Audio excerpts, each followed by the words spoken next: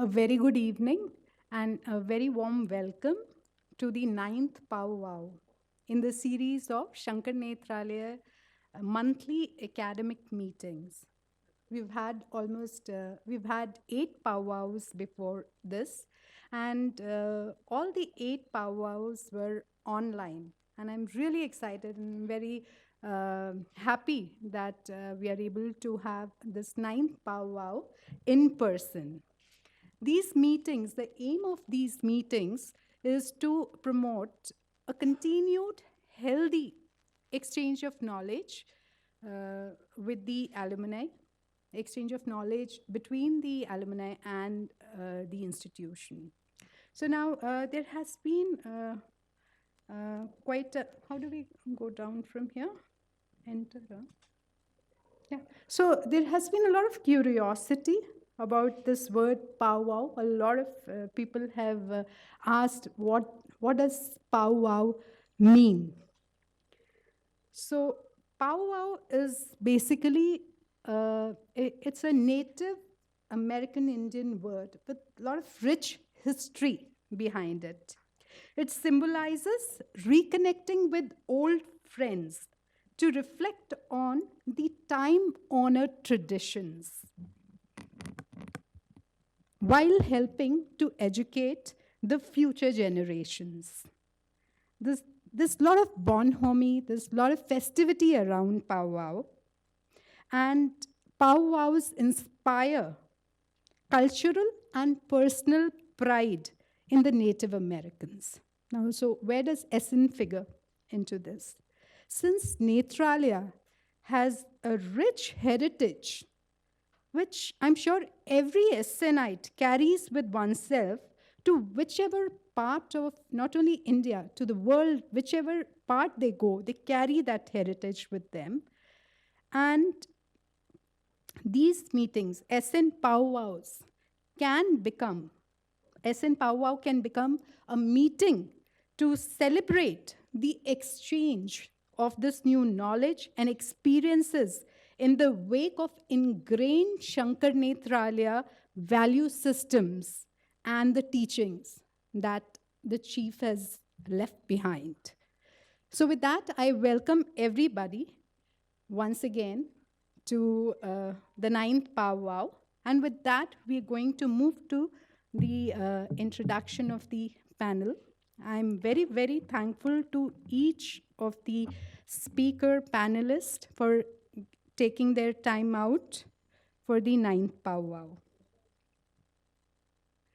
So when I asked the panelists to give their brief CV, I got the answer, "हम ही तो हैं ma'am, only we are there." So I mean, like, हम जानते हैं, we know each other, and we don't need introductions.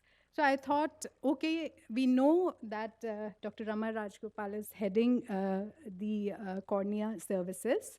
So I thought, let's see that what, each of us, each of them, the panelists, they are working on, they have worked on, what is their niche areas, what are their publications. I was very pleasantly surprised, such nice papers I came across. So the latest, latest by Dr. R.R. Is an overview of sclerocornea. She is just now published, fresh out of the oven in Taiwan Journal of Ophthalmology.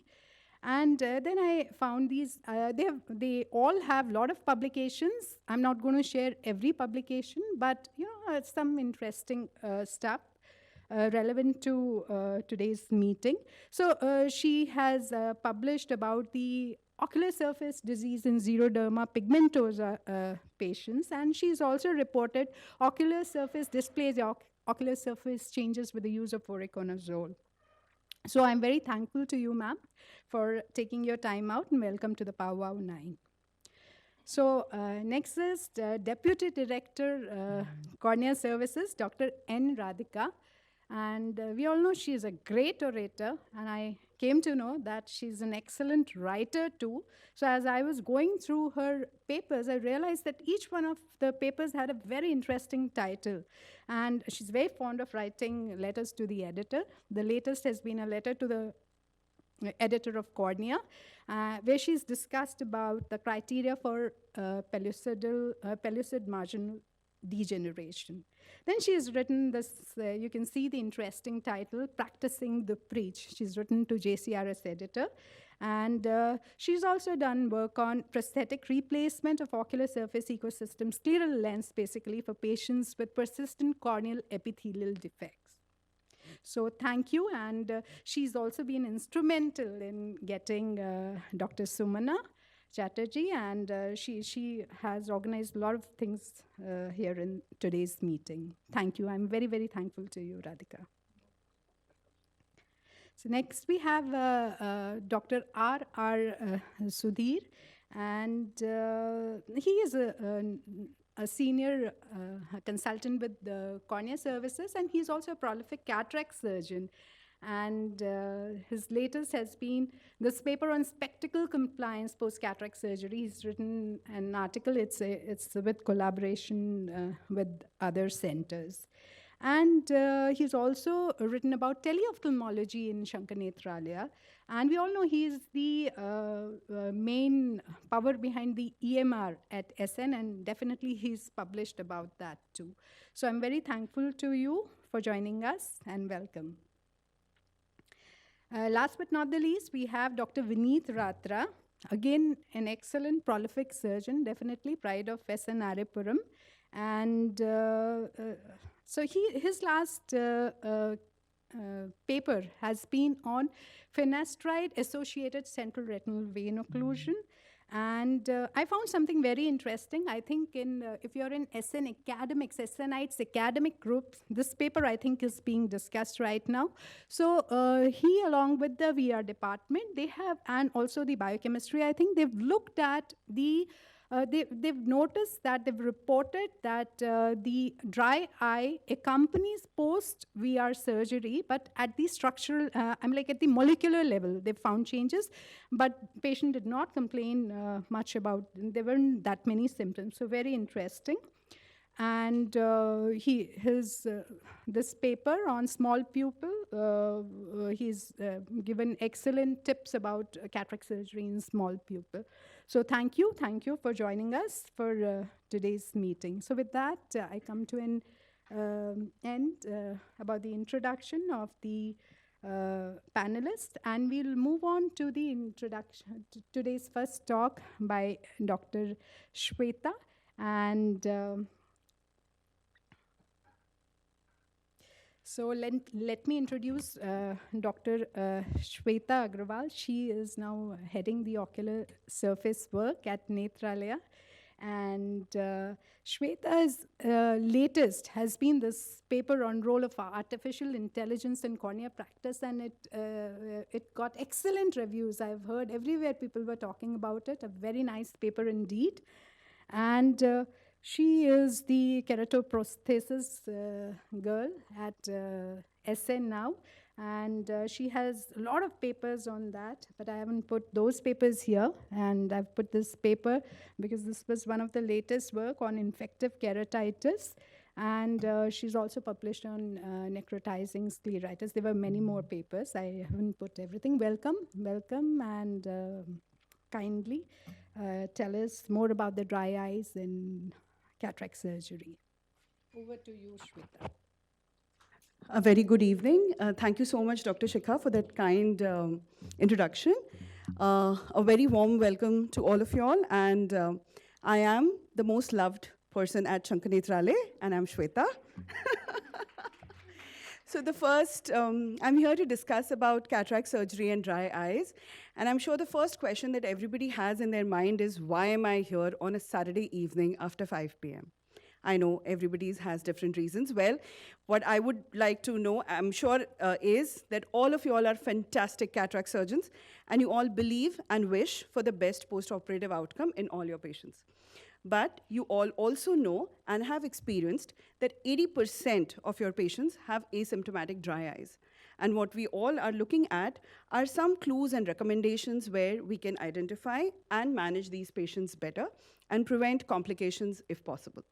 So today, Sumana and I, with whatever little experience we have had in dealing with patients with cataract surgery and dry eyes, I'm here to share some of those clues and recommendations.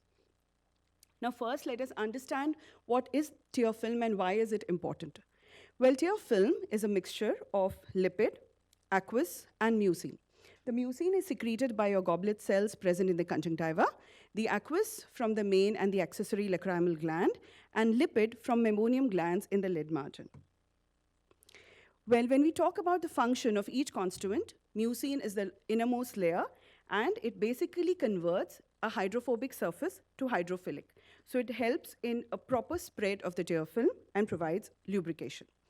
Moving on to the aqueous, which is the most important or the major part of the tear film, it supplies oxygen to the avascular cornea. It has antibacterial function, it removes the debris, and it has an immune function. The topmost layer is your lipid layer, and lipid, basically, it is to retard the evaporation of the aqueous component. It lowers the surface tension, and it lubricates your lids. Now, to maintain the tears or to keep your eye moist, we have something called as a lacrimal functional unit. So it is not just the tears, but the entire ecosystem which is required for these tears to be secreted appropriately. So they involve your lacrimal glands, it involves the secretomotor nerve impulses, it involves your surface neural stimulation, and this entire ecosystem is what we call as the lacrimal functional unit. Working or any dysfunction, any part is going to result in what we call as a dry eye. Now, if there is a dry eye, what are the symptoms and why do they occur? To understand that, it is important that we understand what is the function of each component or what is the function of the tear film in basic. The first is it provides ocular surface comfort. It is a lubricating fluid, so it avoids friction whenever there is a blink. Now, if there is no lubricating fluid, then what is going to happen is the patient is going to complain of irritation, burning of eyes, and foreign body sensation. The next function is it provides mechanical, environmental, and immune protection. So if there is any deficiency of the tears, what it is going to result is again a friction, which is going to result in congestion or redness. It is going to cause irritation, burning of eyes, and infections because, as I said, it is protective. The third important function of the tear film is to maintain the epithelial cellular health. So if you have a deficiency of tears, what it's going to do is cause superficial punctate keratitis, epithelial defects, and if they are not healed or treated, it might even result in a melt. The most important other function of the tear film is to provide a smooth refracting surface for clear vision.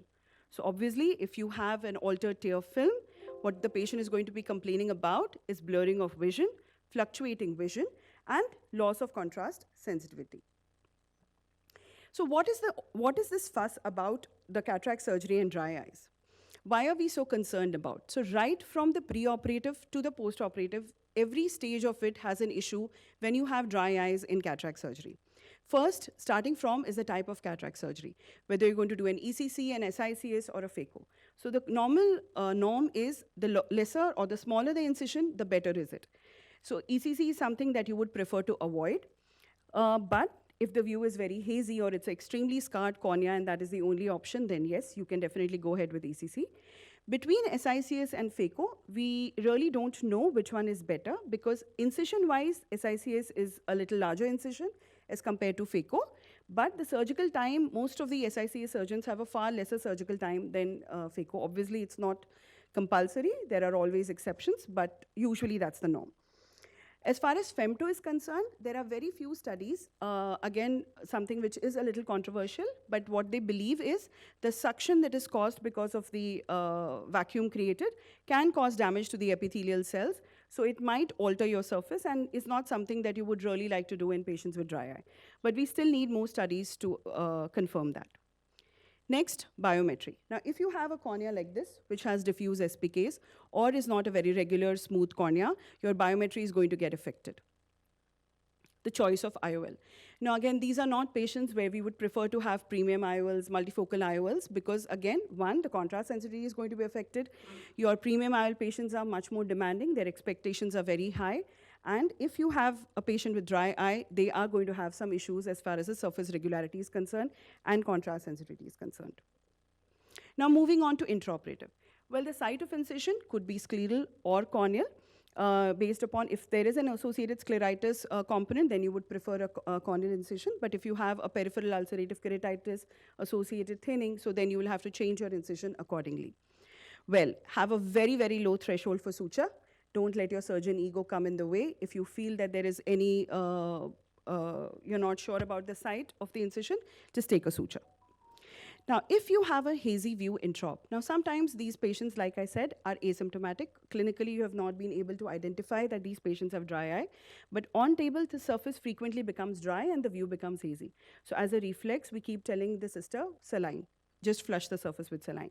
So instead of that, because that will cause an epithelial toxicity, it's better to coat the surface with a viscoelastic and avoid putting a lot of saline on the surface or too much of irrigation on the surface. Again, as much as possible, reduce the phototoxicity. You can use a trypan blue to stain your anterior capsule for better viewing, or even use an endoilluminator or a light pipe, whatever is required to help improve your intraoperative view. The other thing is we can consider intraoperative, intracameral antibiotic or post-operative preservative-free antibiotics to reduce the toxicity because of the preservative in the topicals that are going to continue in the post-operative period. Similarly, it is important that in these patients, we avoid any kind of post-operative NSAIDs. Now, what are the post-operative concerns? If we have taken care of the intraoperative concerns to a major extent, mostly you will not land up in a situation where you will have post-operative issues. But you can still have.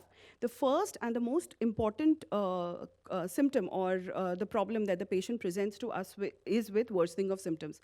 A lot of time the patient says cataract surgery, before the cataract surgery I was very comfortable, but now I have more of irritation. Now all this is, you can see when you examine the patient, there is an intense papillary reaction. It could just be an intense conjunctival staining superiorly, or even the patients can present with filaments. Now all this can occur if, as I said, we have not taken the intraoperative measures that were required in patients who have a tendency to develop dry eye. Also, post-operatively, these patients can complain about a blurred vision or a fluctuating vision, and when you stain them, you will realize that there are occasional SPKs. Very classically, these patients will come to you in the post-operative period and tell you that the minute I blink, my vision becomes clear, and it stays there for a few seconds, and then again it becomes blurred.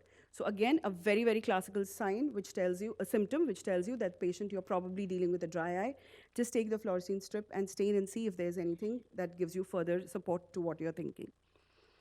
Now, if we are not able to take care of the patient in the earlier two stages that we just discussed, the epithelium can break down and result in an epithelial defect. Because of the surgical induced inflammation, the intraoperative concerns, and the otherwise toxicity of the topicals that we are using, and the surface being dry, these defects will not heal and can continue and lead to a non-healing epithelial defect or a persistent epithelial defect. Sometimes, like we are not able to identify dry eyes and patients are asymptomatic, if they have an underlying connective tissue disorder and do not have systemic manifestations, like you are not seeing any altered joints or the patient is not complaining of anything, it's very common to miss out on these underlying connective tissue disorder, as that happened in this patient. Patient was advised a pterygium excision followed by cataract surgery elsewhere, and he presented to us with a corneal melt following a pterygium surgery. Well, the doctor missed these joints. The patient was a known case of rheumatoid arthritis, but was not on any systemic medications. So it's important to not just look at the eye, but also to look at the patient as a whole. Now, lids like this, very rarely we will miss, but we can miss lids like this where there is the blockage of the meibomian glands is very subtle, but what we can see is a posterior migration. The orifices are almost at your posterior lid margin.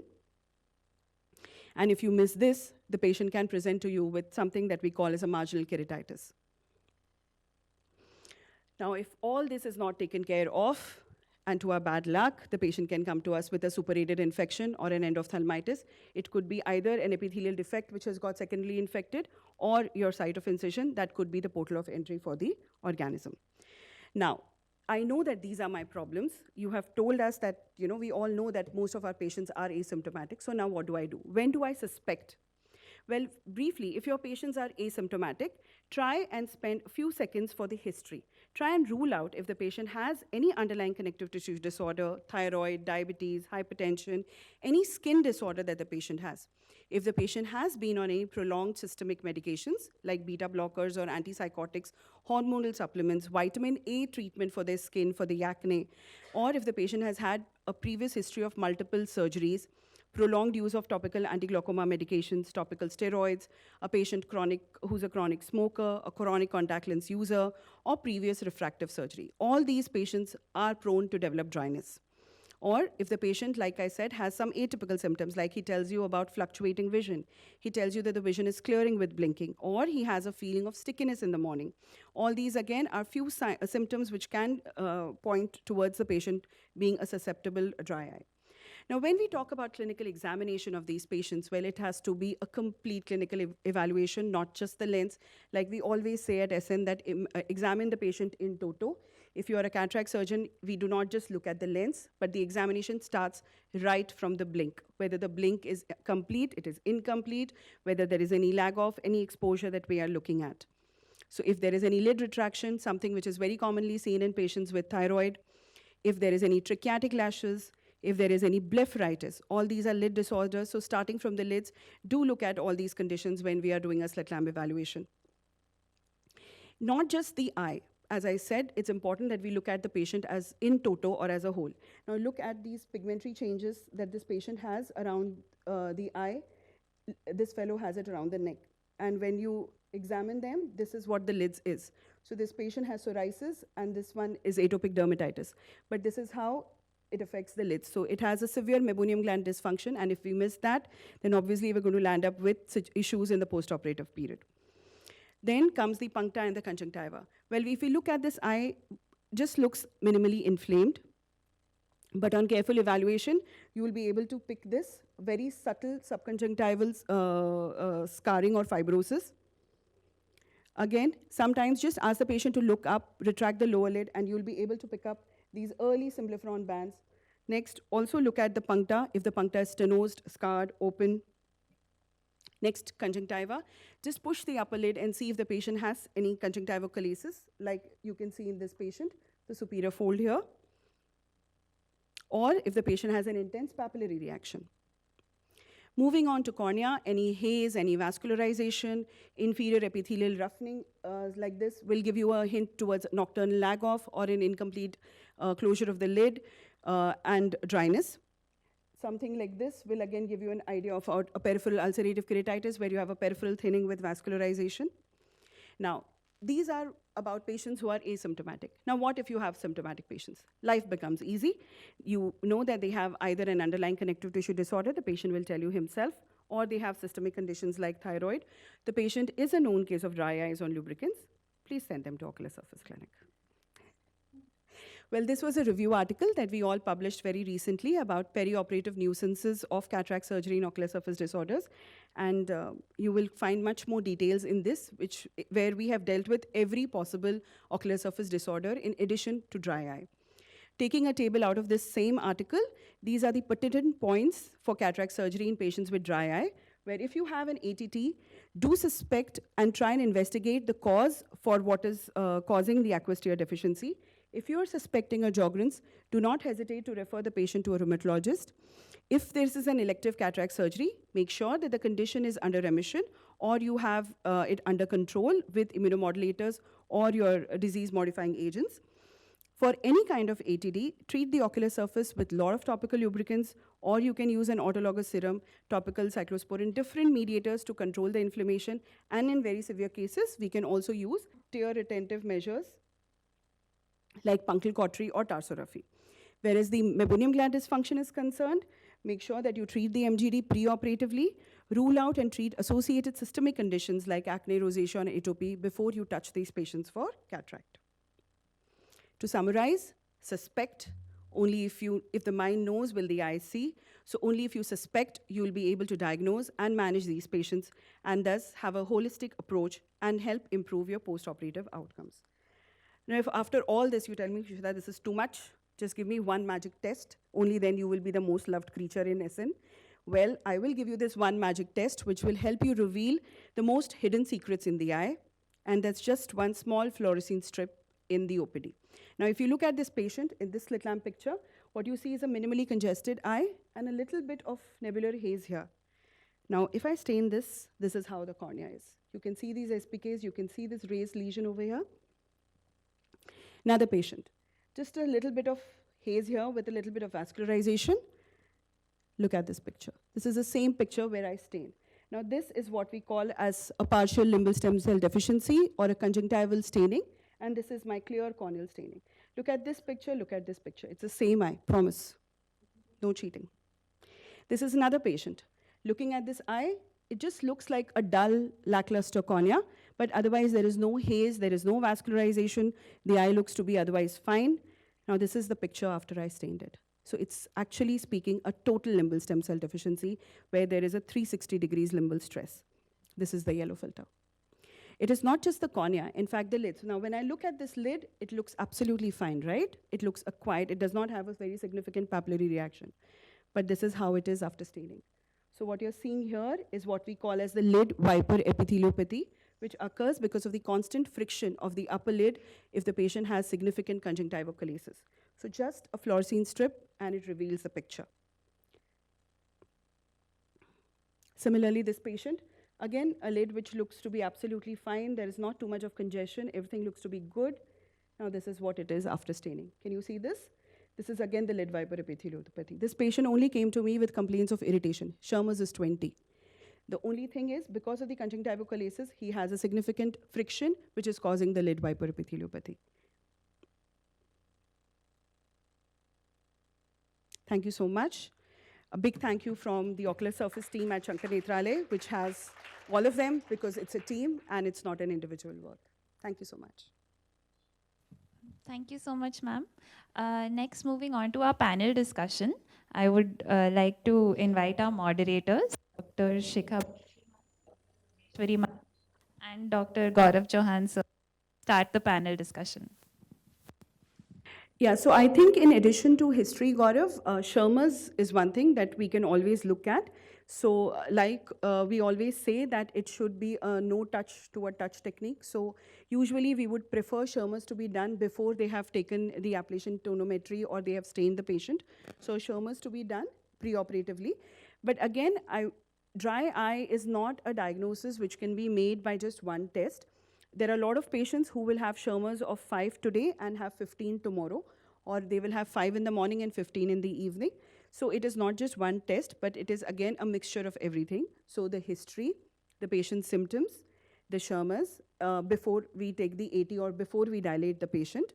And then after you have done the Shermer's, if the Shermer's is a little borderline, I would suggest that the consultant sees the patient before AT and dilatation is done and stains the patient and looks for the tear breakup time or the fluorescein staining. And if everything is fine, then you can go ahead with the other things. But a very low Shermer's, anything less than 5, I would suggest that we repeat the Shermer's. Otherwise, if everything else is fine, if the TBUT is good, it is more than 10 seconds, you are not seeing any conjunctival staining, you're not seeing any corneal staining, and the patient is absolutely asymptomatic, then my threshold for that Shermer's of 5 or 6 would still be low. But I would like to still repeat it after, probably the next day or after a couple of hours. Any role of any questionnaires we have for different dry eye questionnaires? So any specific you want to add? So we have been routinely, so the thing with questionnaire is the shorter the better, but again, if it is too short, then it reduces the credibility of the questionnaire also. But what the DUE's Workshop 2017 has recommended is the Dry Eye Questionnaire 5, which has just 5 questions and which is what we also routinely use it in our clinic. Shweta, it was a very nice talk, and we learned a lot of things. So you love me, Jigvisha. So I would like to know something. See, like during the prolonged surgeries, for instance, in VR surgeries, so we have probably missed the thing of the pre-op assessment, and then what you find is the cornea getting frequently dried up on table. So when we close up this patient, number one, I would like to know whether flushing the cornea with saline, with a jet of saline, is it all right? Or is that jet of saline to be avoided, and should we put it as drop by drop? Is that a better situation? That is question number one. And question number 2 is, when we find the cornea to be not so healthy and you feel that it is getting dried up very fast, would you want us to close it with an eye ointment, or what would be your recommendation when we close?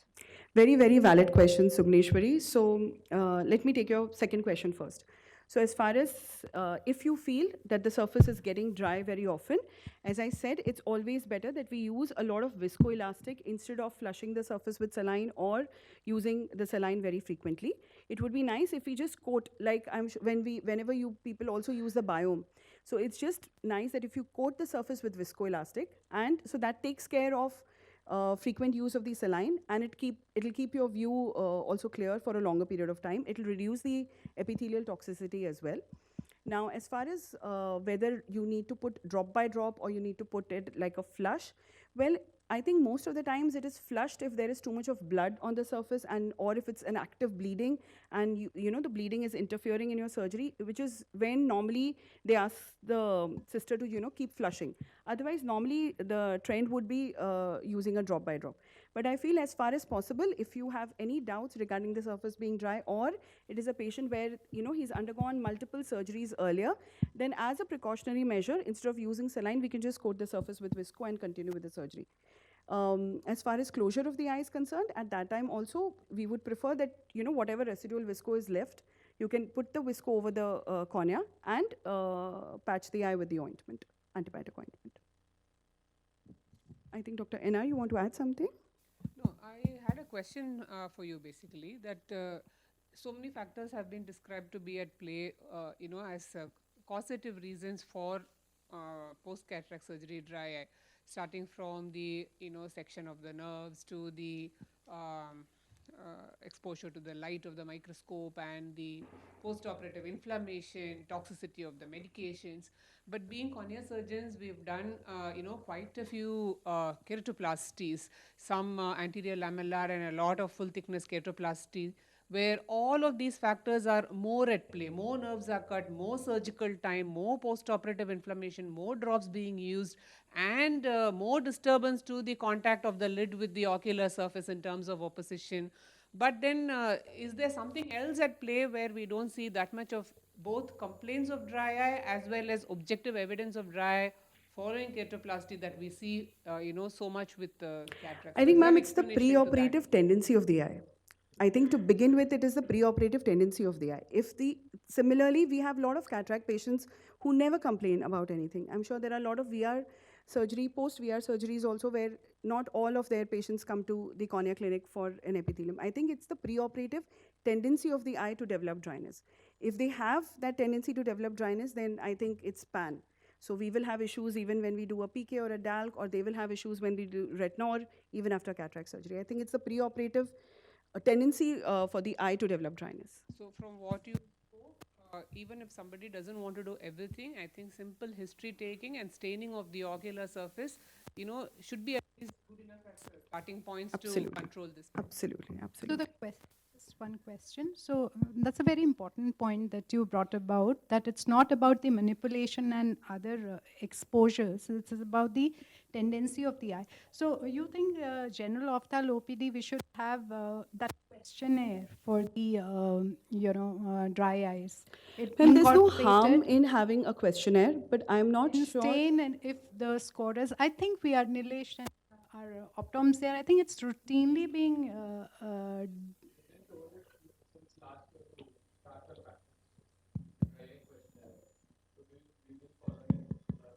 1 year right now. So what do you think that what the score comes as? How often we have to, It depends on the severity.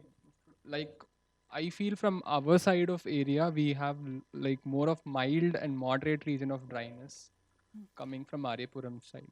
So yeah, so basically that's the, basically normal patients coming for cataract surgery. That's the kind of patients that we get. So they have mild to moderate depending on the questionnaire, and then that kind of workup, they're doing staining, Shermers, and everything. If that is suspected, that's being done because it's a general ophthal kind of OPD.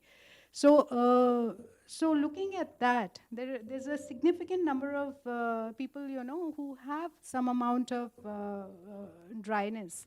So you think that all of them, if we take them up for cataract surgery, I mean, like they have a tendency, they will land up with this. So we should proactively do something for that. See, ma'am, if you have a preoperative clue to them developing dryness or they do have symptoms, then it's definitely good that we take those precautions so that they do not develop the symptoms.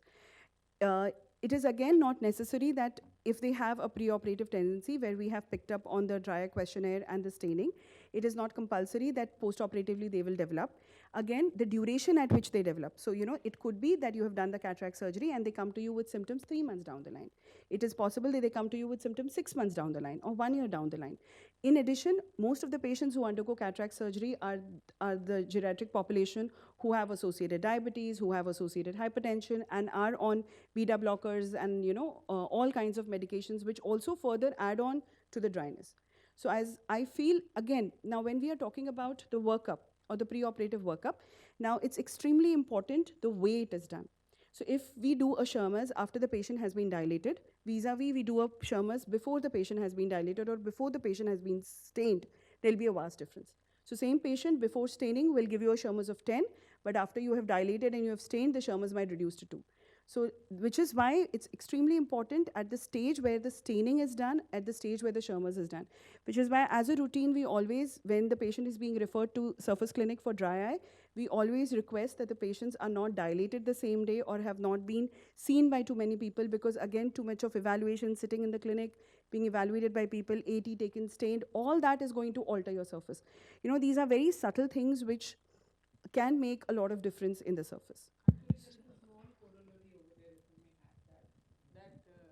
Even before the day and age of ocular surface practice, we were taught by Dr. SKR, who was a mentor to most of us, that suppose the patient has undergone all these tests and you stain the patient and see, it's not the ideal way to check a stain, but then you can also use it as an ocular surface stress test. So if the patient has been worked up by the same set of optometrists and X patient takes up much more surface stain than Y patient, then probably Yes. it is a little bit of a compromised ocular surface, and therefore you can call him back on a day when nothing is done to pursue with the evaluation. So Yeah. to utilize that as a ocular surface stress test is something that can be done prior to cataract surgery. Yeah, very, very, very valid point.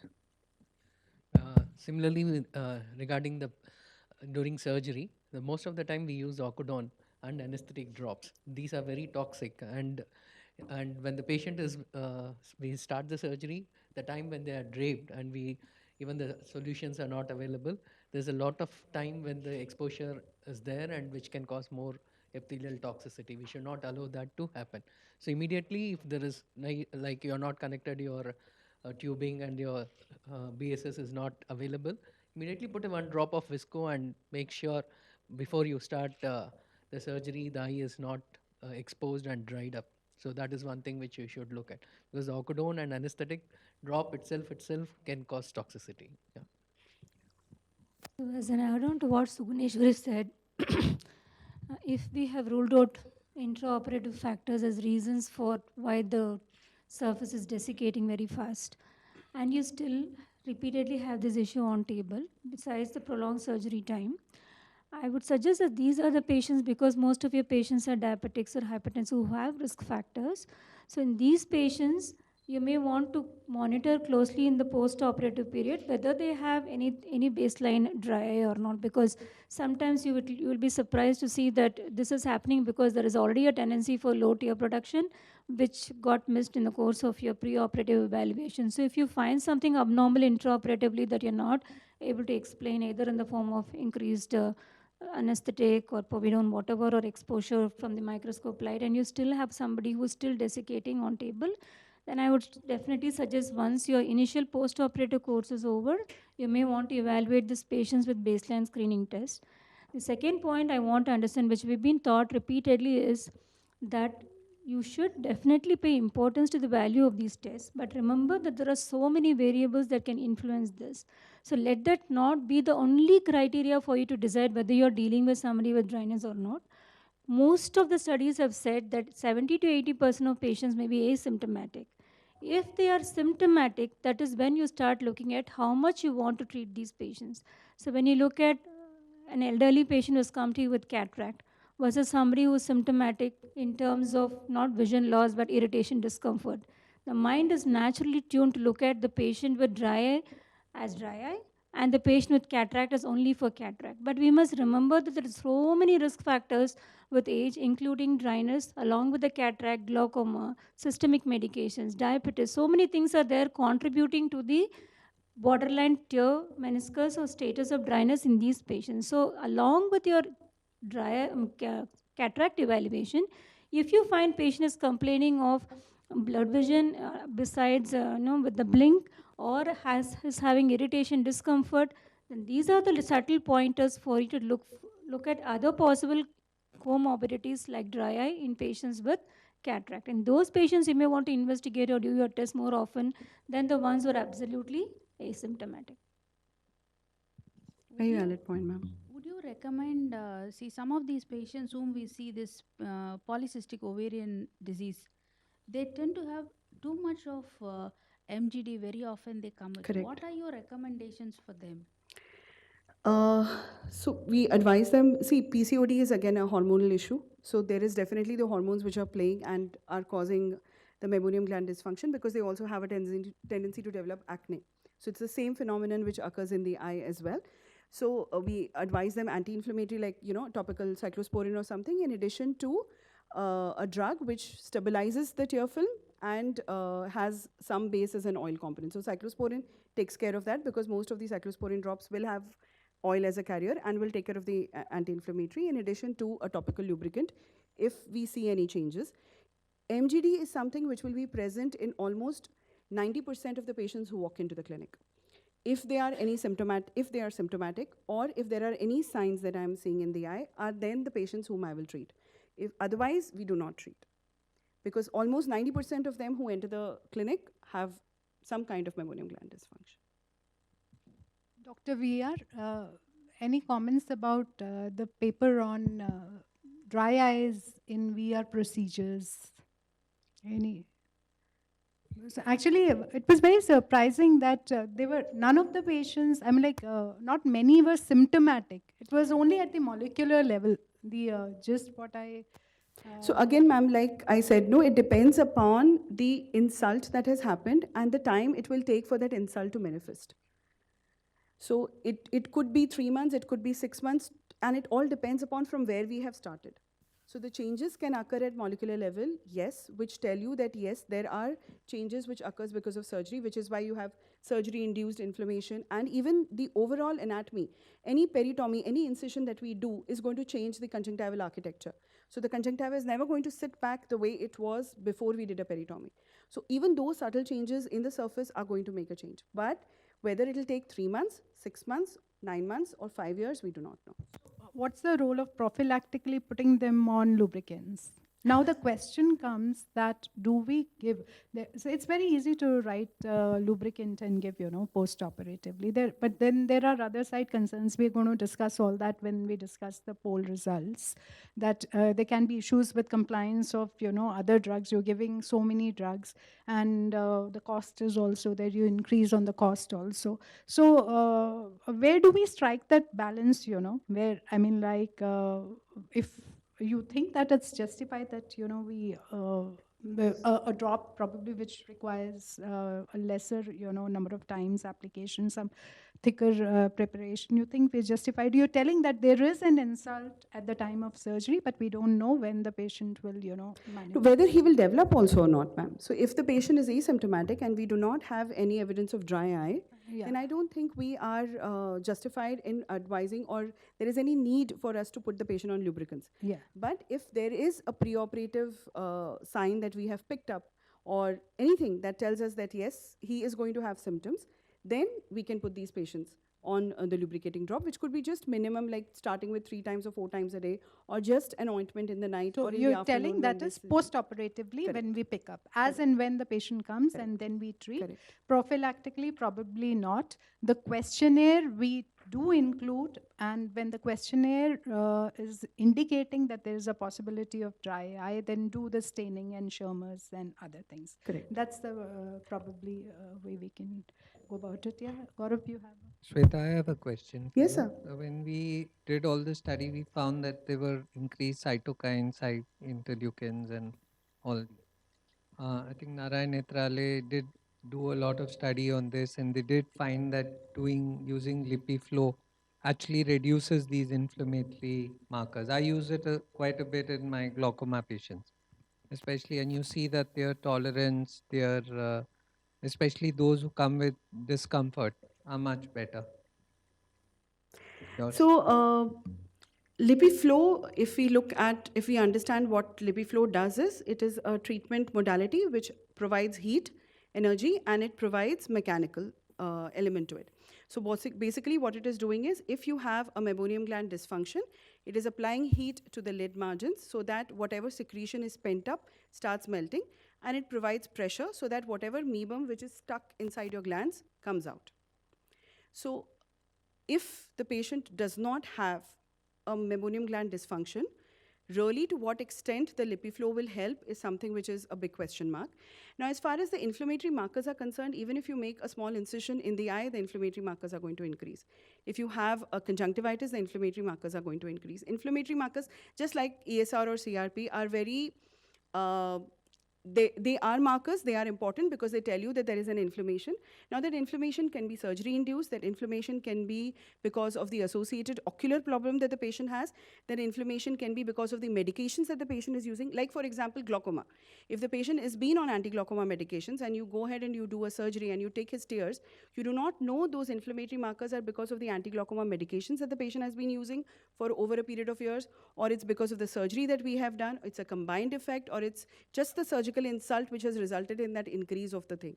So how much to that component will the LipiFlow act? Not really. Because LipiFlow's main function is to take care of the MGD. On that note, in fact, a lot of our patients who have meibomian gland dysfunction and patients whom we send for the LipiFlow or the IPL treatment, so our patients where the aqueous tear component is not very severe, it is primarily the meibomian gland dysfunction. The Schirmer's is good, but the tear breakup time is reduced. So those are patients where we send them to LipiFlow. Now, if I send 10 patients, there would be 2 or 3 who would feel really the difference after the LipiFlow, but 7 would not find any difference. Out of these 10, who will find and who will not find a difference is something that nobody can predict. Dr. Rohit was talking a lot about this. So Yeah. there were patients who on anti-glaucoma medication, so you have intolerance, they start getting discomfort and allergy. So he said you should try putting them under a LipiFlow. And I have seen that there are patients who were intolerant are actually coming back and saying that I'm very comfortable now. We haven't had that experience, sir. So you do a LipiView first and then assess that, or you just put them on the treatment? Sorry? The LipiView, something that visualizes the glands before we decide on whether these patients will benefit or not. So do you include that in your investigation, or you just advise the treatment? I just send them advise for a the treatment. LipiFlow because they were intolerant, and because Dr. Rohit was saying that you did reduce your So as I Because with the said, it is extremely important to first identify what is it that is causing intolerance to the patient. So I think that should be the important criteria. See, sometimes it is these also were a patients who placebo. were willing to say that if they are, these were a couple of years back, and now he was willing to go anywhere in the world, source preservative-free medicines from anywhere in the world because he was that uncomfortable. He's also been following up with Dr. MPS and Shankara. So he was like, I said, you can try this. I tried all lubricants, everything. I said, you can try this. He said, he came back and he said, now I think it's been more than a year he's come back. So I think, sir, this patient probably, like Dr. RR said, if you would have done the LipiView, would have helped this statement make it a little more better. So I feel this patient, in addition to being intolerant to glaucoma medications, had some component of meibomian gland dysfunction. So if we would have done a LipiView and we would have seen engorged meibomian glands and the LipiFlow would have helped, then this whole cycle would have got completed. There were more than one. I'm just mentioning one. No, all of them. All of even them. those who come with intolerance to, with redness and discomfort with 2 or 3 medications, give them a holiday, put them through this. Probably next time I will ask for a Lip, yeah. lippy. That makes it more objective Maybe assessment. the drugs block. No, ma'am, that's what I'm saying. That, see, we are all hypothesizing. We are all So hypothesizing, probably, so we yeah, don't yeah, have an it can objective be evidence. Why studied. in Yeah. few, why not in all? Again, tendency Yeah, of I the think eye. Varsha If wants to make a point. Yeah.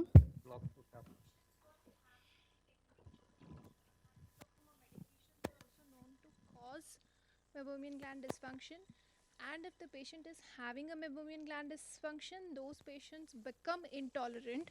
So I suppose that That where is it exactly has what, yeah, that's exactly affected what, is yeah. that we are not treating the anti-glaucoma, we are treating the meibomian gland part, that is making them more tolerant. Correct. That's exactly what we are trying to tell Dr. Vineet, ki probably. Blockers. Yeah. He was on prostaglandin and he was on.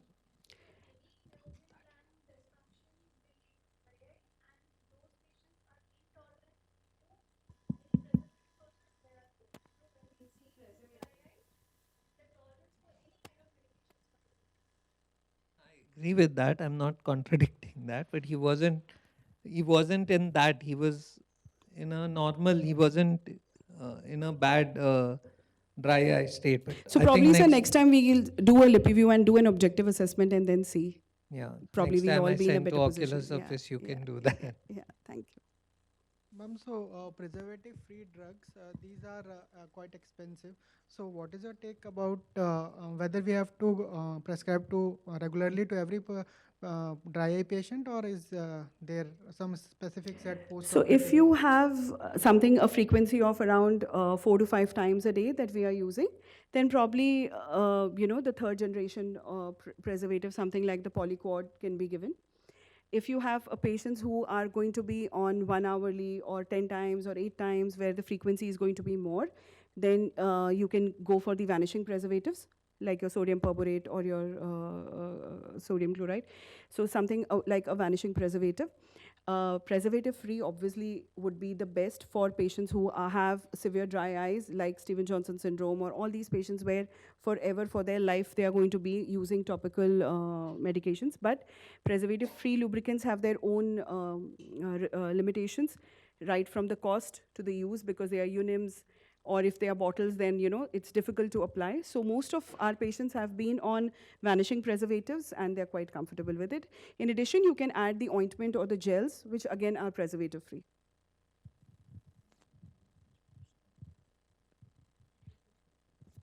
any Yeah. comments from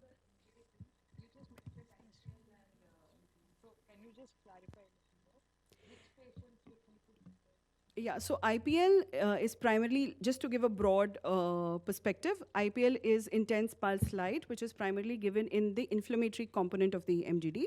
And LipiFlow is usually done for the obstructive meibomian gland dysfunction. So if you have telangiectatic blood vessels, if you have an inflamed lid margin, is where your IPL is supposed to act more. You can also have a combination of treatment where you can give an IPL with the LipiFlow. That is also done. We still really have to look at the long-term outcomes or the number of times the patient needs to undergo the treatment. So, how many sessions. Exactly, that's what I'm saying. Ki we still don't have confirmed protocols to tell us ki this is what should be done. The normal norm is when you do an IPL, after 2 weeks you can repeat it. As far as the LipiFlow is concerned, we do it usually once, and then depending upon the patient's comfort, either 3 months or 4 months down the line. But we still do not have defined guidelines to tell us that this is how it should be done.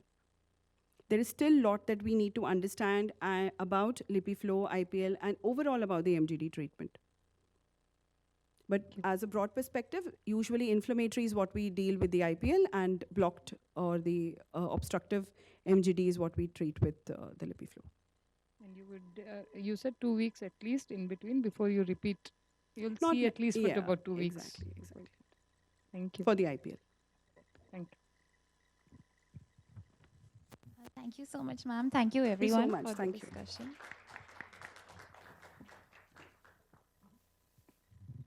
Next, we have a segment where we will discuss the poll that was taken on our SN alumni WhatsApp group. So I invite Dr. Astha Bansal. She is a resident. She's doing her post-graduation at Netralaya, and she'll be presenting the results of the poll about the post-operative treatment regime after cataract surgery.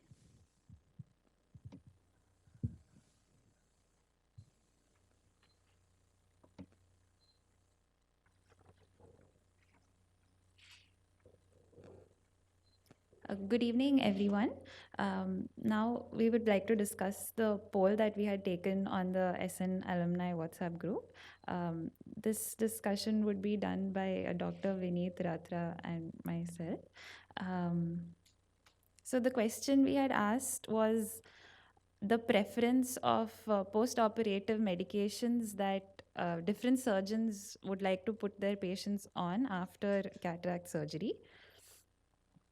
These were the options that were given, and the most popular combination was that of steroids and antibiotics. A close second was a combination of topical steroids and lubricants. Now coming to the analysis. So a total of 74 participants had taken part. The most favored combination was that of topical steroids and topical antibiotics. So topical steroids are being used by 100% of the participants, antibiotics by 56%, lubricants by 53%, and NSAIDs by 29%.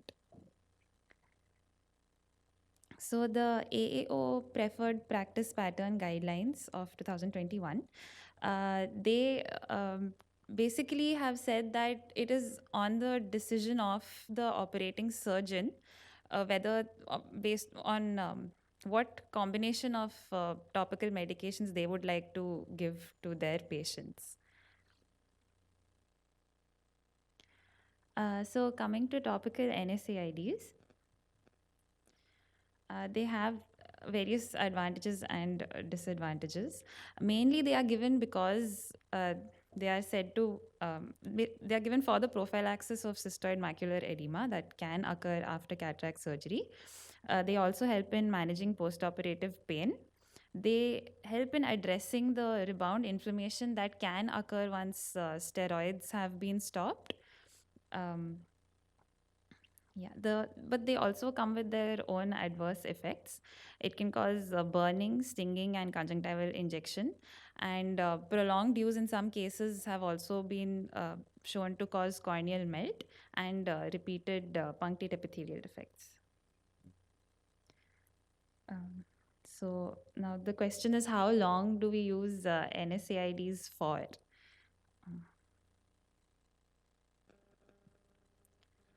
So this is one of the studies that was done, that was reported by the ophthalmic technology assessment done by the American Academy of Ophthalmology. They said that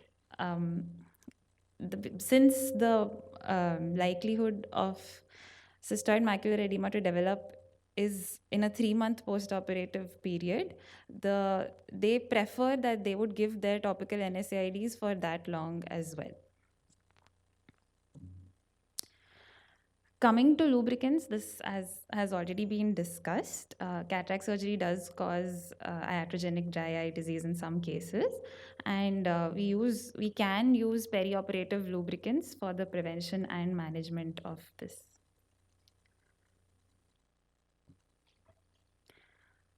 Coming to antibiotics, so the use of antibiotics again is it varies from surgeon to surgeon. Mainly, it is given because it is said that it can reduce the incidence of postoperative endophthalmitis. There is So now there are very ways in which we can use this. We give the most popular method is to give topicals, but we also can give intracameral antibiotics, which are up and coming, which are gaining popularity now. One of the studies showed that use of intracameral cefuroxime, it showed a 5-fold decrease in the incidence of endophthalmitis postoperatively. Now coming to the problems with the prolonged use of antibiotics. So there was an article which said that one of the seven major threats to the human race, one of them was the injudicious use of antibiotics leading to antibiotic resistance. Okay. So Yes, we can. The most commonly used steroid which what we use. Most of us use Predport. We did start with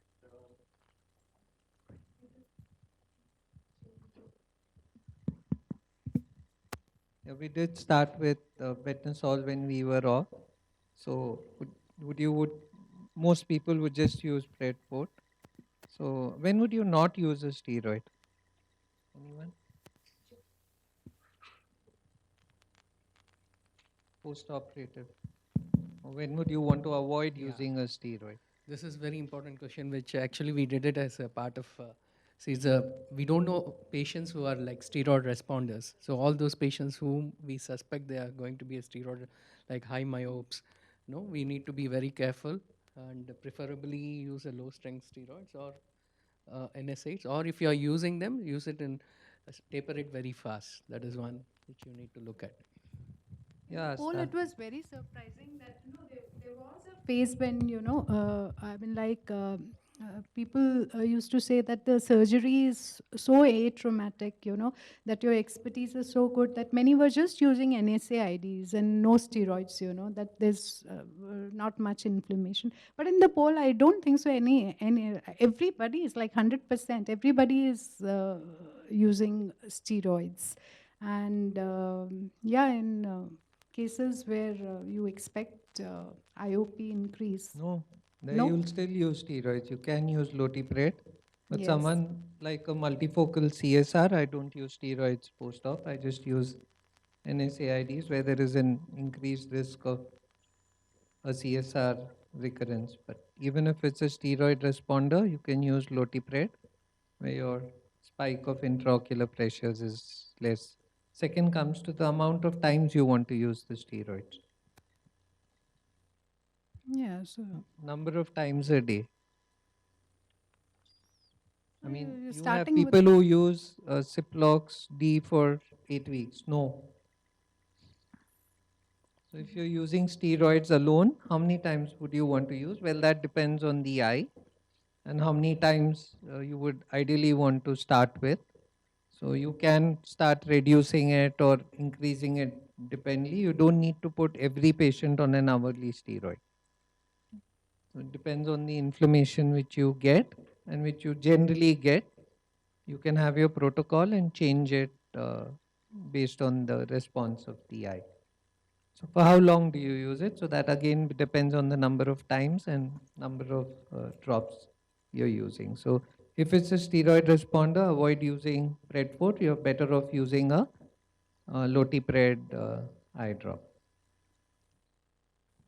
So then NSAIDs. So there are so many NSAIDs. Which NSAID would you prefer? Sudhir. Once a day. Shweta actually. She should start. I would prefer once a day dosage like Ilevro.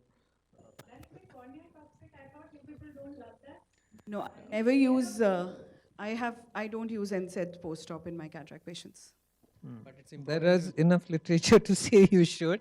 It reduces your chances of CME. I know, but I agree with that there is a lot of literature support, but whatever little or more cataracts that I have done, as of now, I have not had patients with CME, and I know that there is a very small percentage of patients with diabetes probably who have more tendency to develop, or some others, but I don't know. I don't use don't use, NSAIDs, and okay. I have not had You don't CMEs, use, touch wood. fine. Exactly. Let's I not have go not to had the the need. incidence of CME. That's another topic. Yes, I don't Sudhir. know. Yeah, I think basically NSAIDs also, one is reducing So CME. you use second, Elevro, how long? I use it for 6 weeks minimum at least, because we withdraw the steroids at 4th week, then 2 more weeks, NSAIDs should Rama? support. No, I don't use NSAIDs regularly. If I have had an unexplained Anybody else? no, SRP? let me finish. Except for one or two patients where there's an unexplained CMA glass appointment, in those patients for the But other after eye. you get a CME, you treat them. No, just for for the other eye, I put them on prophylactic Okay. NSAIDs. So I have one question which I've always failed to understand. When the patient is already on topical steroids, why do we start NSAIDs? You didn't see her thing. There was a report which said that the steroid doesn't reduce your incidence of CME. It is the NSAIDs which reduce your incidence of CME. Okay, so it's a different pathway that they follow. Anybody else want to comment on NSAID? I used months. for 2 months. My go-to drug was Nevenac, and in between it wasn't available, so I switched to Megaprom twice. So for 2 months, so basically Anybody I else? use it. No, nobody uses ketorolac. Nobody uses Fleur. Why? Pre-op ketorolac is supposed to be used 4 days before. It helps in pupillary dilatations, found to be the best. But most of us stick to a once or twice a day NSAID post-op. And yes, so according to the OTA, it's a CME can occur up to 3 months. So it's good to cover up to at least 3 months. Your for whatever reasons you said, reduction in CME, reduction in post rebound inflammations are lower. Then lubricants. They're coming. Pre-op antibiotics. Which one? And do you use? We were talking about post-op. So how many use pre-op? I think everybody. It's the protocol Yeah. here. So then all we of have us. enough literature to tell you that pre-op actually doesn't reduce your incidence of endophthalmitis. So, but anyway, we use, all of us use. I think Dr. Chief chlorocol. was very insistent that at one point that we don't, because he said it's normal bacterial flora. But then we also said we can't sleep well, so we need to start. So that's when Albucid was reintroduced, and we weren't allowed to use even Ciplox at that time. So we used mainly we were using bacteriostatic, but now I think we've shifted over to bactericidal. But you need to use it for it to even reduce your count by 50%. You need to use it for 3 days. And most of us, or we do have patients whom we operate just the next day, where we use it for 1 day. It doesn't really help too much, but it's more for your satisfaction. Next question. This. Yes. No. Povidone iodine. It's a must. It's a must for everybody. That's Yeah, something that let is one of the shown. PGs answer. How long? How many times? Do we have? Do you all use? Yeah, you were with my posting, Jay. Yeah.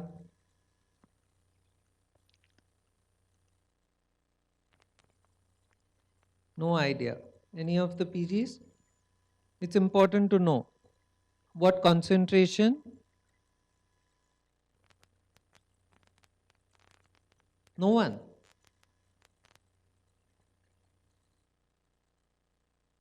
So we'll cover it in the next. You're covering it. You're telling it now. You're giving the answer. Okay. Give it now. 5%. Okay, so we could use it. We use it as apidine eye drops pre-operative, like even after giving peribulbar anesthesia, and also while we clean the skin, the eyelid skin. So it's 3 times, at 5 minutes gap. So you need to have it at least 3 times for it to work as good as completely removing most. So using preoperative antibiotics, povidone iodine has a much higher safety profile. So you need to use it 3 times, 5 minutes gap if it's 5%. If it's 10%, it is 5 minutes. But there's a study from Japan, Shimada, I think, I don't get his name, which said that using 0.1% of povidone iodine actually has more, nearly 4-fold increase in nascent oxygen. So it has better anti, no, everything. Bacterial, viral, everything, whatever, cidal effect. So using of povidone iodine is a must. That's how we, even when we have patients who come next day for cataract, if you do povidone iodine diligently, you're reducing your risk of endophthalmitis. Yeah, next question. So if you want to use post-operative antibiotics, would you prefer to use an intracameral or a post-op topical? If you want to use. The question was if you want to use. I mean, like you said, there are certain people whom you put on Ciplox D, which go on for 2 months, which is a big no. Big no. So in these patients where you think you need to give antibiotics post-operatively, are you better off using post-op something like a Ciplox for a week, or you're better off doing an intracameral? I think I'm comfortable with Ciplox if I think because of blepharitis or something preoperative treated and then No. continue. There is giving an intracameral antibiotic gives you supra-threshold levels of antibiotics in the eye. So if you use, it is nearly 100 to 1,000 times higher concentration, which can kill the bacteria, and it's a one time. So your chances of post-op resistance are less.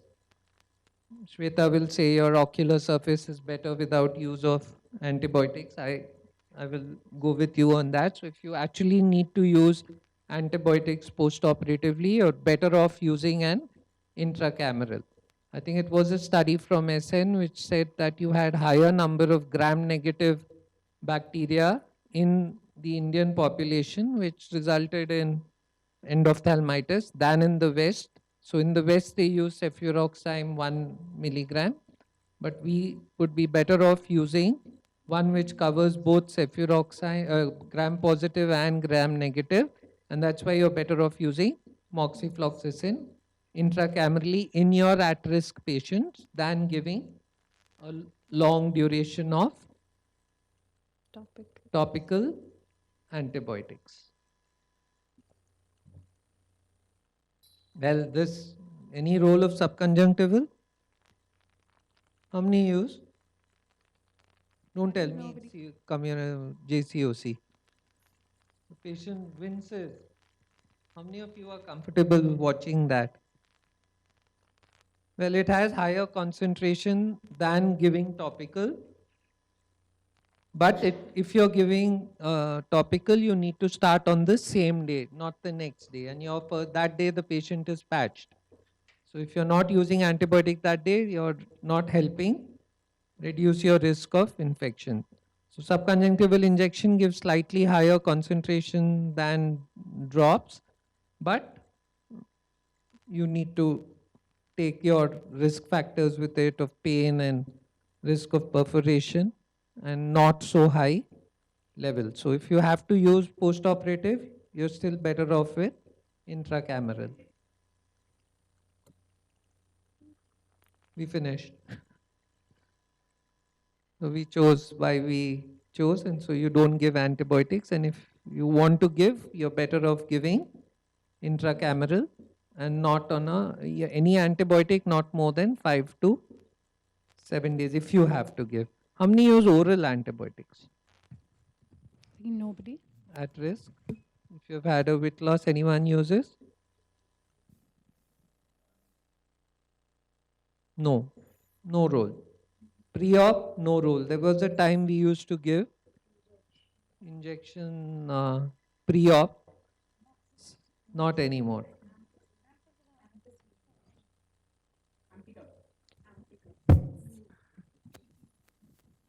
just covering the same thing again, what we could use in place of topical Why not use? antibiotics. Why don't you use vancomycin?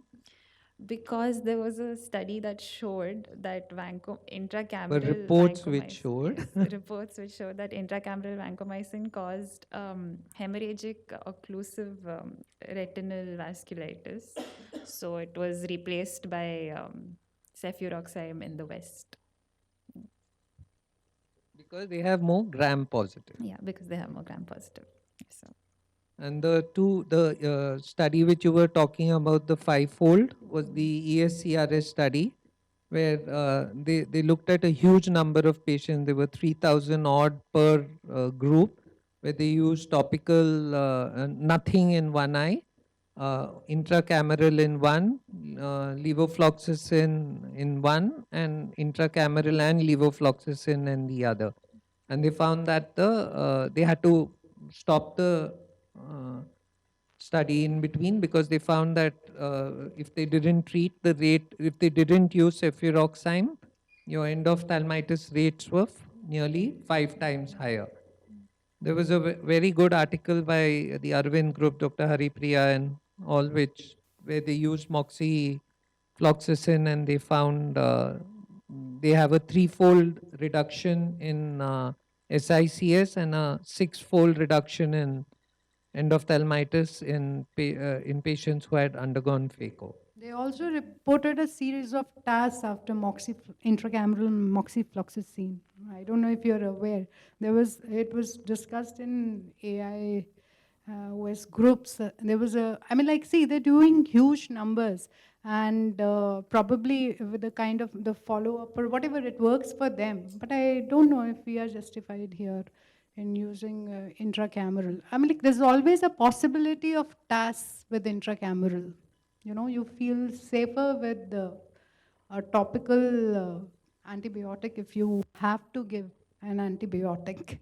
Not going to serve the function which an intracameral will. And you're with Moxie or TAS, if you're going, TAS No, with Moxie only. They had with reported a Moxie, if you're good number taking of it tasks. directly from the bottle into your syringe, your chances are lesser. Your chances are more when you have to reformulate a medicine like cefuroxime. Over here, it's just a direct injection. So here your risk is much less. I use in a high risk patients. I haven't had a TAS because of intracameral use. What are the recommendations for patients, those who are allergic to povidone? Povidone for Iodine allergy. you can topically they did mention chlorhexidine, but not topical, only for the skin. So there you just need to cover with antibiotics. Even povidone, when used on mucous membrane, doesn't cause the allergy. So you're still better off. You tell the patient that, yeah, you can get some amount of skin allergy, but on mucous membranes, anything will not cause that much of allergy as on the skin. So povidone on the skin will cause you all those issues, but inside the eye on a mucous membrane generally will not cause. So you can't use chlorhexidine inside the eye. You will end up with keratitis and other issues with it. Okay, thank you, sir.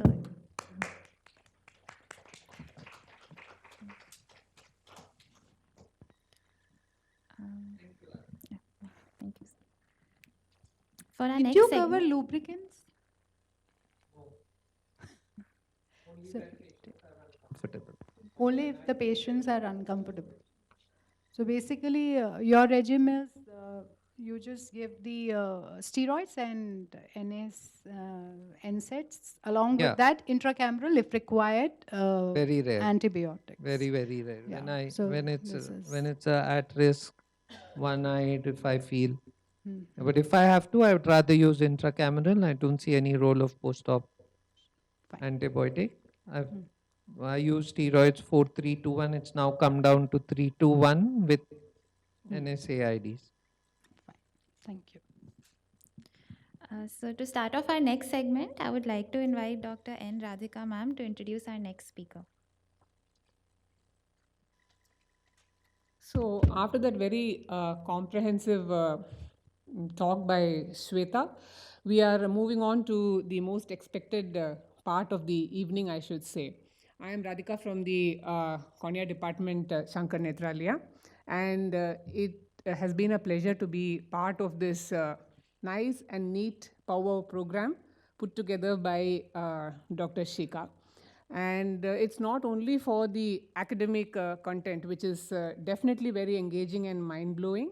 It is also about the warmth of being together in a setting with the SN alumni, which is always so outstanding. And warmth is exactly the feeling that fills my heart as we welcome today's guest speaker, Dr. Sumana Chatterjee. It's hardly a guest, she's a home girl to us at least.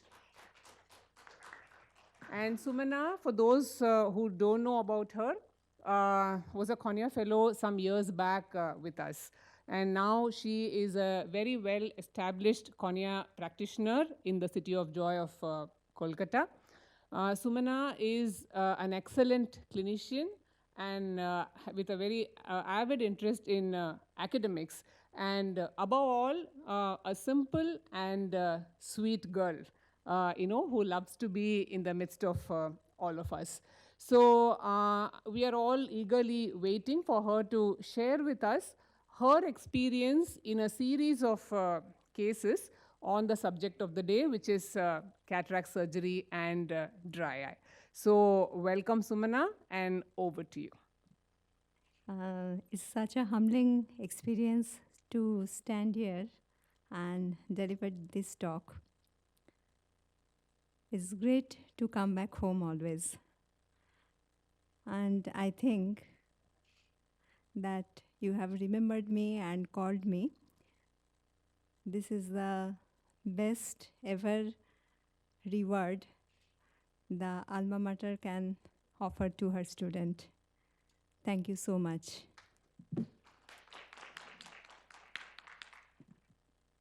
I'll start my presentation with this case of a 65 years old male who had a cataract surgery elsewhere 3 months back.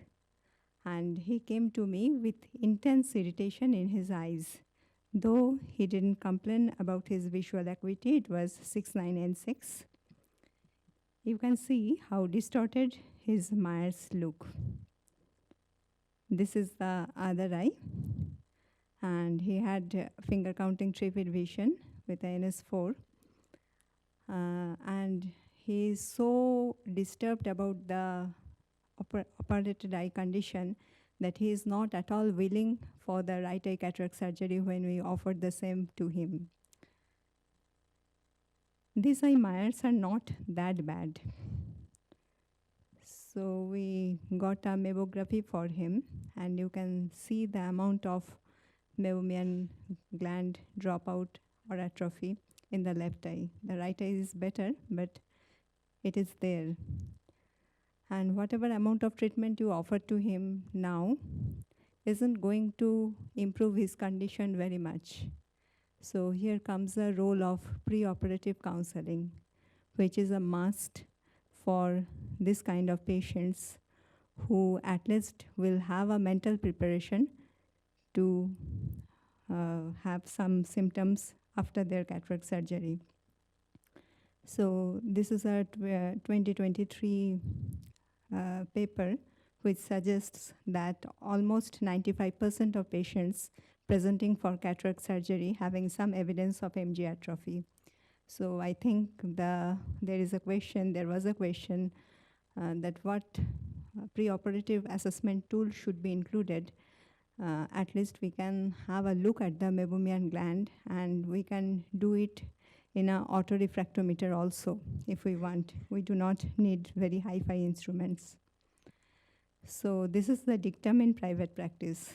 What is diagnosed before surgery is the patient's problem, and what is diagnosed after surgery is the surgeon's problem. And we are well versed with this FECO study, which says that 60% of routine cataract patients were asymptomatic, yet 50% had the central corneal staining. And how ophthalmic surgery further affects the surface? by injuring the epithelium and sensory nerves, disrupting the tear film and local inflammation. So I think you are going to love me more than Shweta because I'm going to give you an algorithm. So this is an ASCRS algorithm because failure to address this ocular surface disease results in trio adverse outcomes. That is, first is unsatisfactory vision in terms of refractive misses, fluctuating vision, and induced higher order aberrations. New or worsened OSD symptoms like foreign body sensation, redness, and pain, and postoperative infections such as end-off. The problem is the older patients with significant cataract, either they do not have any symptoms or they do not feel compelled to report it. And also, not every subtype of OSD requires delaying the refractive measurements and surgery. So there are two pre-surgical categories, non-visually significant OSD and visually significant OSDs. Non-visually significant includes the mild conjunctivocalasis with a normal tear film, non-obvious MGD, pinguicula, neuropathic corneal pain syndrome, etc. Patients need to be educated, counseled, and prophylactic treatment to be initiated preoperatively. The visually significant ocular surface disease leads to reduced visual quality and potential errors in preoperative measurements. That's why it is important. These are those ocular surface disorders that results in corneal staining or hyperosmolarity, like dry eye disease, significant MGD, neurotrophic or exposure keratitis, and or irregular astigmatism like epithelial basement membrane dystrophy, pterygium, Salzmann nodule, and or increases the risk for surgical infection like infectious keratitis, conjunctivitis, staphylococcal blepharitis, etc. So any combinations of fluctuating vision improved with blinking or lubrication, highly elevated osmolarity and MMP9, which we do not have access usually, we look for the surface inflammation, irregular fluctuating topography and or aberrometry, interblink increases of ocular surface index, irregular astigmatism from corneal epithelial abnormalities, significant staining, staph blepharitis, infectious conjunctivitis. In case of visually significant OSD, we need to postpone the surgery and delay the final refractive measurements until it is fully treated and resolved. So at each follow-up, the algorithm should be repeated from the beginning until this visually significant form is transformed into non-visually significant. So there is a novel preoperative OSD questionnaire given by ASCRS as it was asked sometimes before. This is a ASCRS Speed 2 preoperative OSD questionnaire because none of the published validated questionnaires were created specifically with the pre-op patients in mind. If there is higher total number of red boxes, I'll show you later, and higher total speed course, it should raise a suspicion for VS OCD. This is the format of the questionnaire, and these are the red boxes. So after the questionnaire is completed, and independent of its findings, we will go ahead for the non-invasive objective testing. First, for refractive and IOL measurements like non-contact biometry, keratometry, tomography, topography, aberrometry. And second, for objective signs of OSD, the measurement of osmolarity and MMP9, as almost all of us are not getting access to this, we look for the surface inflammation. The symptomatic patients, but normal tear osmolarity, that is patient is complaining, but you are not seeing much of the surface inflammation. They mostly have anterior blepharitis, allergic conjunctivitis, corneal EBMD, contact lens intolerance, conjunctivocalasis, keratoneuralgia, or computer vision syndrome. If any of the components of this initial screening battery are abnormal, then the pre-surgical patient is at risk of ocular surface disease, and there are other tests to be performed. Those are the optional non-invasive objective tests, which include meibomian gland imaging, lipid layer thickness, non-invasive tear film breakup time, tear meniscus height, corneal topo, and Sjogren disease specific antibody testing.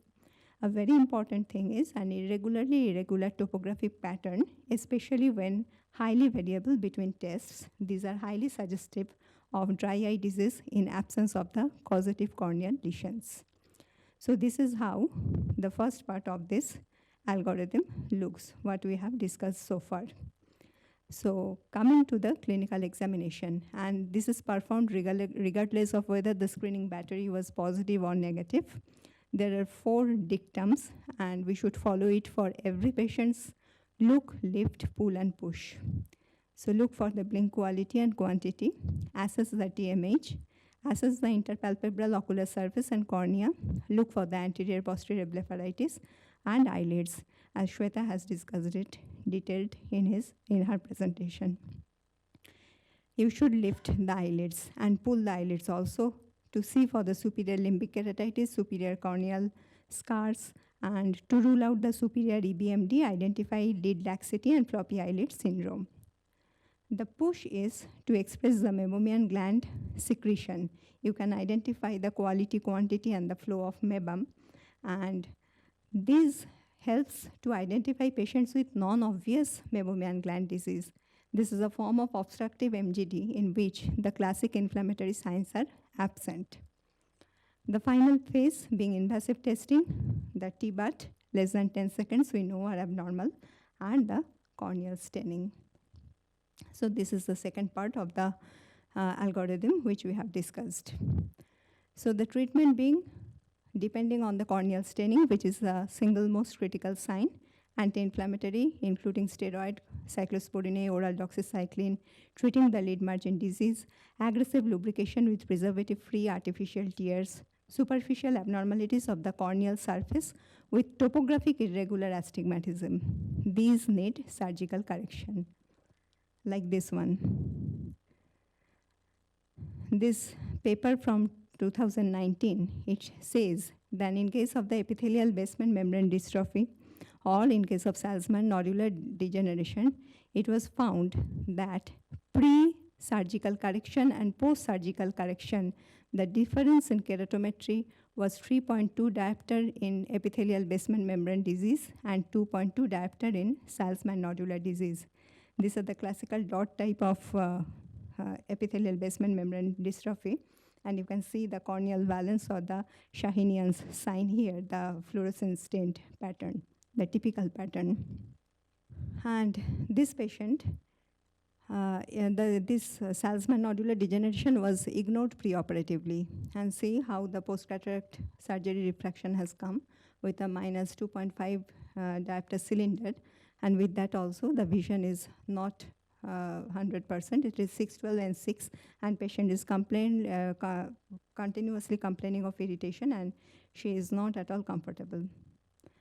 So this is the last part of the algorithm, where you are going to check all the pre-existing disease, treat them, wait, repeat the algorithm, see if the visually significant has converted to the non-visually significant, and go ahead for the investigations and surgery. But you need to continue the monitor the ocular surface closely during the post-op course also, because if you are giving some multifocals or accommodative IOLs, this patient is going to have more symptoms, better to avoid. And for any unhappy postoperative patients, this ocular surface disease should be identified and fully treated before considering other surgical options, such as YAG caps. Before you do that, you please take care of the surface first. This is a 55-year diabetic female who had first week post-op uncorrected visual improvement to 6.9.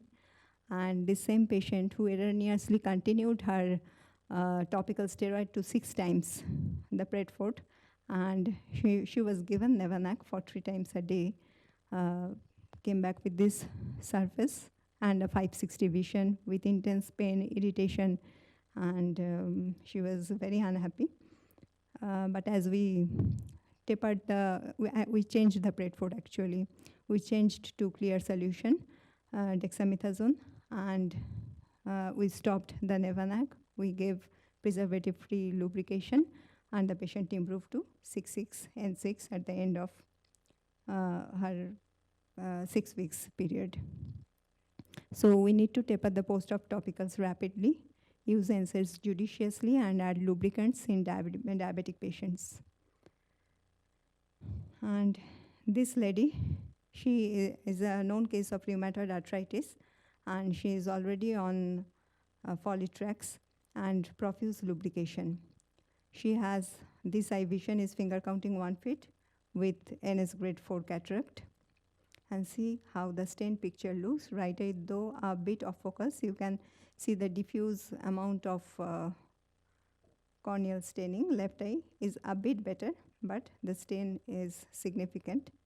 I want to highlight that after punctal cautery, please note the height of the tear meniscus. It was almost absent, very, very less in the preoperative picture, which within 1 week has significantly improved. And so you can guess how much it will improve in the further course, and we can go ahead with the surgery after the surface stabilizes. So this is a patient and who has some obvious visual clues. Can you guess? He is a 55-year-old male with severe photophobia, redness, discharge, and dimness of vision last 6 months. And he is on anti-glaucoma medications last 2 years. Before you go for the ocular surface examination, the history itself and these depigmented spots on the skin, it indicates that patient is having drug-induced cicatrizing conjunctivitis. This is how his right eye looks. He had an infection in the right eye and developed a scar. This is how the left eye is. Left eye has a NS3 cataract. He was keen for the removal. And see the amount of staining and the location of the staining. We treated him profusely and quietened his ocular surface. Went ahead with the cataract surgery. His best spectacle corrected visual acuity was 618, but he was much more comfortable with scleral contact lens, and he was improving to 6.9. His ongoing anti-glaucoma medication was stopped, obviously.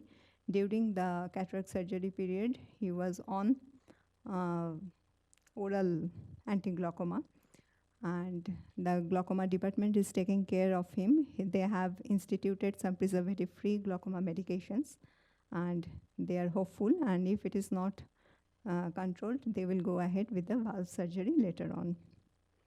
And how this patient looks after we gave him scleral contact lens for the right eye also. Right eye, we didn't do any cataract surgery, just for the comfort part and to take care of the surface inflammation. This is a 40-year-old male.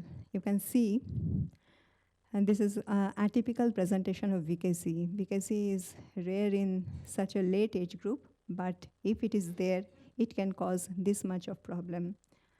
These tarsal follicles, we have given the subtarsal steroid injections for him. This is how his surface looks. After giving this subtarsal steroid and with profuse lubrication, cyclosporin, tacrolimus ointment, and scleral contact lens, the eye became quieter, and he is seeing 660, but he is having NS3 to 4 cataract. And it is very difficult to go ahead for cataract surgery in the right eye. Why? This is the pentacam picture. You can see the amount of keratometry, how it is varying, and how irregular it is. The left eye is fairly better, because I will show you the left eye picture. The central cornea is clear. This is a quieter eye, but you can see the 360-degree limbal stem cell deficiency. If you come to the right one, it has 360-degree limbal deficiency with some scarring, which is covering the upper part of the pupil. And if you pay attention to the anterior segment OCT, you can see the amount of scar almost coming in the visual axis. And still we go ahead with the biometry. The IOL Master 700 couldn't give the keratometry reading. So we took the pentacam. And with the pentacam, the right eye biometry is coming as plus 5D. With the IOL Master keratometry, the left eye is coming as 17.5. So we dropped the idea of cataract surgery in the right eye as such for now. We need to take care of the right eye ocular surface first. And in these cases, we usually resort to simple limbal epithelial transplant. But as the other eye is also affected, we cannot do any auto slit for him, cannot take the bits from the other eye. So we have explained the need of the limbal, living related limbal transplantation. But as doctors, we face many awkward situations in life. None in his family was willing for the 3 millimeter conjunctival piece for this person. So we have planned for a donor tissue. From the donor tissue, we will take the limbal bits. But as patient is seeing well in the left eye, it is 6, 9, and 6. Only with the spectacle. He is not requiring the scleral lens in the left one. And with the understanding of the pros and cons of the right eye cataract surgery, he is also not willing. And we are also holding him for some time, as it is not an emergency. But later on, it will need the alloslet. And the problem with the alloslet is he will need immunosuppression. That is something, after explaining to him, that is something which is holding him back. The concern for almost, we don't know, almost lifelong taking oral medications and all. So these are certain difficult situations we face in case of the ocular surface and cataract surgery. And I will invite some inputs for the cases from the expert panel. And thank you.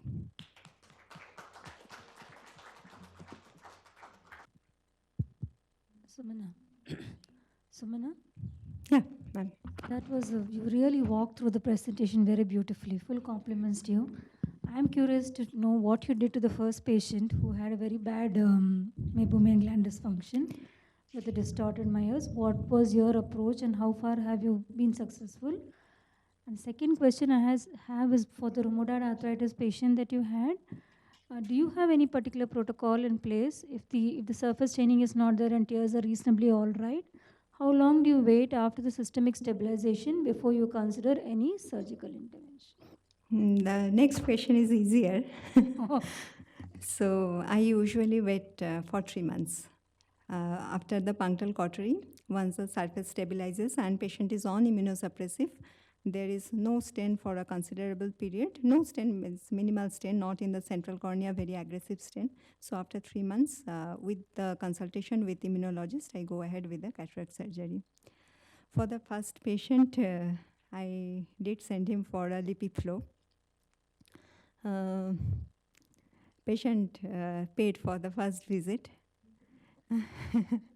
he actually, the psychological aspect of this patient plays a very important role in this scenario. Even if patient feels better, and even if you as a clinician see improvement in the clinical signs, most of the time patient says they are as symptomatic as they were before treatment. So he was not very happy with the first LipiFlow.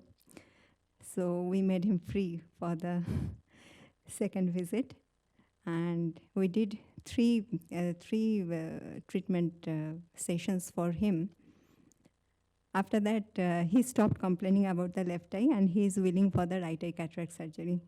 But as there is the meibomian gland dropout, I don't think that is going to help him much. Yeah, that's the point, I think, because it's very important to understand that if you have significant meibomian gland dropout, these are not the candidates who are going to actually benefit from any of these treatments. Yes. Because people think that any meibomian gland dysfunction can be treated with any of these modalities. I also have two questions. Sure, ma'am. So you did show that in people with aqueous tear deficiency, punctal occlusion definitely it's a very small treatment which has got a very miraculous effect. I think our ocular surface clinic people have also reiterated that time and again. But sometimes these patients also have paradoxically high meibomian secretion. Their tears are less, but the meibomian secretion is more. So would you treat that first before blocking the punctum? Because otherwise, I would think that all the meibomian secretion in the tears would also get blocked to produce a blocked wash basin kind of effect. So would you treat the meibomitis before doing the punctal occlusion, or which order would you follow?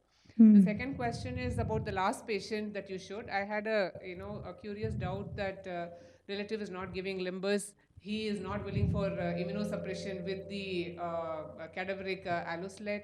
Even then, is there a small role to do the alloslet, not for long-term effect, but just to get by the time of cataract surgery, so that even after that, if it fails, at least you've covered the epithelialization or the wound healing period after the cataract surgery?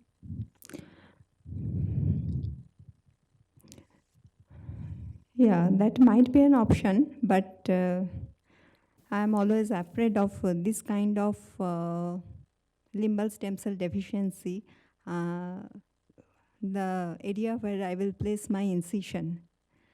The first and foremost thing that biometry is In every other yeah, aspect, also you would need a regular surface, yeah, and it's not only the cataract surgery. that is the thing. And regarding the meibomian gland part, yeah, in these patients, I assess the amount of surface inflammation caused by meibomian gland disease. Every patients, like you said, they have some component of the meibomian gland dysfunction, but if that oily component is really bad in clinical examination, then I first put them on very low-grade steroid and see the response, do syringing, and then go ahead with the punctal cautery. Because if there is inflammation on the surface and I'm doing the cautery, then I'm inviting much more trouble for the patient. Yes, yes.